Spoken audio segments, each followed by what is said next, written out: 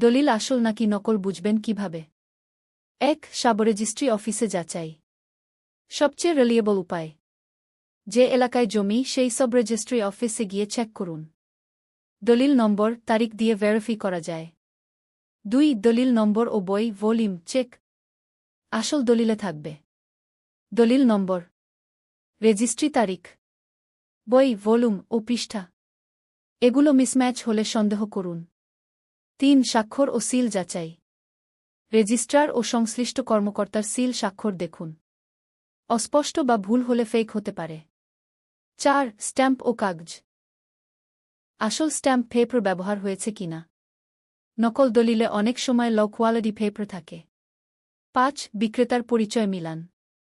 যিনি জমি বিক্রি করছেন তিনি আসল মালিক কিনা তার নেড ও দলিলের নাম ম্যাচ করুন। ৬. খতিয়ান ও দাগ নম্বর মিলান। দলিলের দাগ নো ও খতিয়ান খেসেন চেক করুন। মিসম্যাচ হলে ঝামেলা হবে। ৭. বাস্তব জমি দেখে নিন। শুধু কাগজে বিশ্বাস করবেন না। জমির অবস্থান ও দখল ভেরিফাই করুন। সবচেয়ে গুরুত্বপূর্ণ কথা, শুধু কাগজ দেখে সিদ্ধান্ত নেবেন না। অবশ্যই অফিসিয়াল ভেরিফাই আইনজীবীর পরামর্শ নিন।